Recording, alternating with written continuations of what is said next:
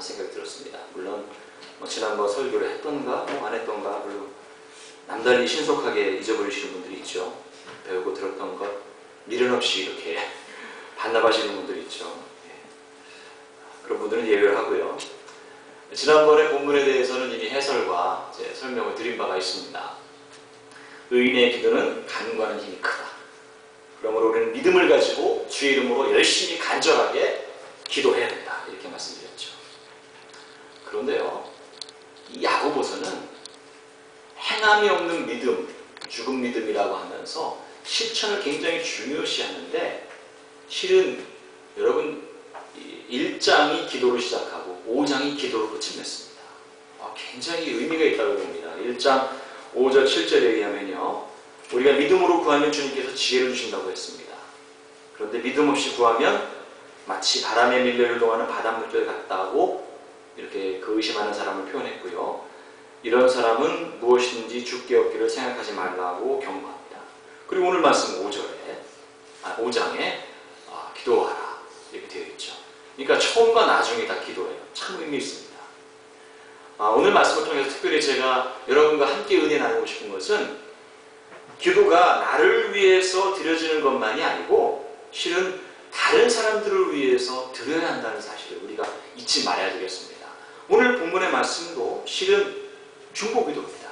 물론 중보에 대한 여러 가지 다른 입장이 있기 때문에 예수님만이 중보자신데 어떻게 이렇게 용어를 사용하느냐 이런 논란도 있습니다만, 그 용어보다는요 어떻게 사용하느냐와 어떻게 기도하느냐가 더 중요하죠, 실은. 그래서 그런 논란의 여지가 있는 것들은 제가 생략을 하고, 중보기도가 뭔가 한번 보죠. 중보기도는요, 예배서에 따르면 성도들이 자신을 위한 것보다 먼저 다른 사람을 위하여 드리는 기도이다. 이 기도에는 자신들의 이웃, 사회, 국가, 그리고 온 인류의 구원과 평화를 하나님께 구하는 내용이 있어야 한다라고 되어 있습니다. 그러니까 오늘 설교 제목대로 많은 사람들에게 회복의 역사가 있기를 위해서 간구하는 것이 바로 중보의 기도입니다. 그렇다면 이렇게 말씀하시는 분들이 있을 수 있습니다. 내 기도하기도 시간이 모자란데, 내 가족을 위한 기도만으로도 지금 틈이 없는데 언제 남을 위해서 기도하나? 혹은 더 심각한 경우인데, 나를 위해서 기도한 지도 언 10년인데 남을 위해 기도하다니 참 목사님 꿈도 야무지시다 라고 생각하는 분은 설마 없겠죠. 제가 농담처럼 말씀드렸지만 언중유골 말 속에 뼈가 있다는 것 여러분이 눈치채셨을 겁니다. 우리는요 정말 개인주의적인 기준 하에서 삶을 영위하고 있습니다. 여러분 그 티셔츠 문구에 이런 거 혹시 보셨는지 모르겠는데, 갈릴레오는 틀렸다, 우리는 나를 중심으로 돌아가고 있다, 이런 거 들어보셨습니까? 세상 사람들이 다 자기를 기준으로 해서 세상을 바라봅니다. 이건 보편적인 현상이라고 저는 생각을 합니다.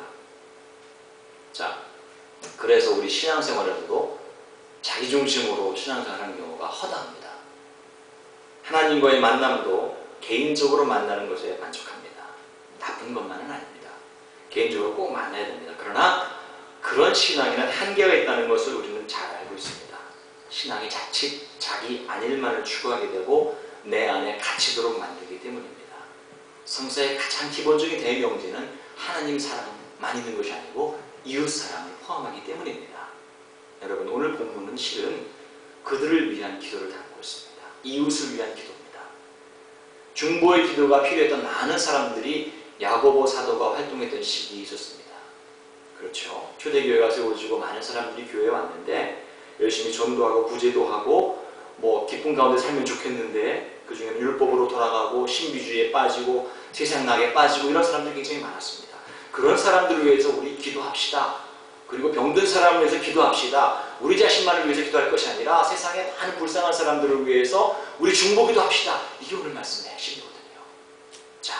그렇다면 이런 기도를 드릴 때에 야고보 사도가 이야기한 대로, 그리고 성서가 말하는 기도의 자세가 어떤 것이 되어야 하겠나, 그걸 오늘 함께 나누고 싶습니다. 첫 번째로 여러분, 기도는 나를 위해서만 하는 것이 아니라는 사실을 분명하게 인식하셔야 될 것 같습니다. 제가 목회와 신학이라는 잡지에서 이 글을 발견했는데요. 켄 가이어라는 유명한 분이 이야기한 것입니다. 기독교인의 삶을 그분은 춤에 비교했습니다. 여러분, 하나님께서 우리를 춤을 추는 무도장으로 인도하셨다는 거예요. 이 춤을 춘다는 것은 무슨 뜻이냐면 호흡을 맞추고 상대방을 배려하고 그 리듬과 움직임과 함께 한다는 거 아니겠습니까? 그러면 하나님께서 우리를 추도록 이렇게 불러주셨는데 거기 가서 신나게 우리는 춤을 추면 되는 거예요. 하나님하고. 그리고 사람들과 어울려서 춤을 추면 되는 거예요. 그게 기도라는 거예요. 그런데 누구나 예외 없이 춤추는 자리에 부름을 받았는데 그렇다면 누구나 다 파트너로서의 자격을 갖춘 것이죠. 그런데 명심해야 되는 사실이 하나 있습니다. 그것은 무엇인가 하니 우리는 춤추기 위해서 부르심을 받았지 춤을 겨루기 위해서 부르심을 받은 게 아니라는 겁니다. 춤에 대해서 점수를 매기려고 거기 부르심을 받은 게 아니라는 거예요. 아, 기도가 저렇게 이상하네. 100점 만점에 20점. 이게 아니고 신나게 가서 하나님과 대화하고 호흡을 맞추고 춤을 추고 다른 사람들이 호흡을 맞추고 춤추는 것에 대해서 함께 박수로 격려해 주는 것이 바로 기도라는 거예요. 그러니까 기도는 개인적인 과정이고 개인적인 신앙생활의 모습이지만 다 함께 해야 비로소 완성이 된다는 것을 켄 가이어라는 분이 춤에 비교를 해서 말씀을 하셨습니다. 여러분, 나만 경건하다고 나만 성실하다고 해서 세상이 바뀌지 않습니다. 기도의 범주를 더 넓혀야 되겠다는 얘기예요. 이스라엘의 마지막 사사이자 첫 번째 선지자인 사무엘이 우상 숭배를 해서 블레셋에게 고통당하는 이스라엘 백성들을 위해서 이렇게 기도합니다. 많은 기도를 하죠. 그리고서 자기 직무를 마치고 고별 설교를 할 때 이런 이야기를 합니다. 사무엘상 12장 23절에 나오는 말씀입니다. 나는 너희를 위하여 기도하기를 쉬는 죄를 여호와 앞에 결단코 범치 아니하고 선하고 의로운 도로 너희를 가르칠 것인즉 이렇게 되었습니다. 여러분, 중보기도를 쉬는 죄를 짓지 않겠다고 약속을 해요. 그러면 중보기도를 쉬는 것이 죄라는 얘기예요. 죄책감 가지라는 얘기가 아니고요.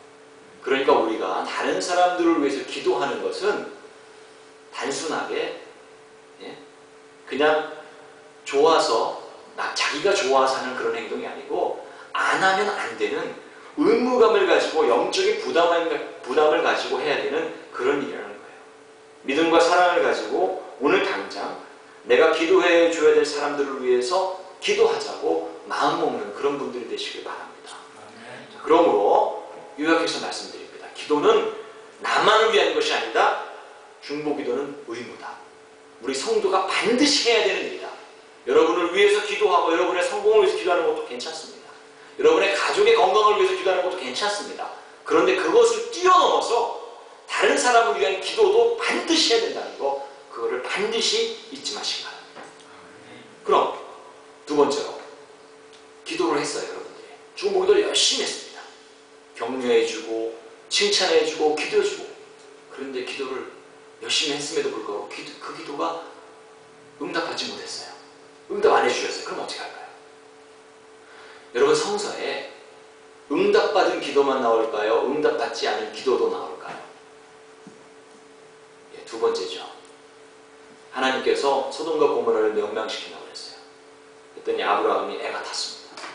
조카 롯이 살고 있기도 하고 그리고 많은 사람이 죽으니까. 그래서 창세기 18장에는요 여러 번에 걸쳐서 제발 구해주십시오 하고 중보기도를 드려요. 아브라함이. 18장 27절 나는 티끌이나 재와 같사오나 감히 주께 아뢰나이다. 기도하는 거잖아요. 31절 내가 감히 내 주께 아뢰나이다. 반복하고 있죠. 32절 이번엔 아주 노골적으로 주는 노하지 마옵소서. 내가 이번만 더 아뢰리이다. 하나님 제발 부탁인데 멸망하지 않게 해주십시오. 그런데 그 성이 워낙에 구제불능이었어요. 그래서 하나님의 공의의 심판을 받게 됩니다. 결국 아브라함의 기도는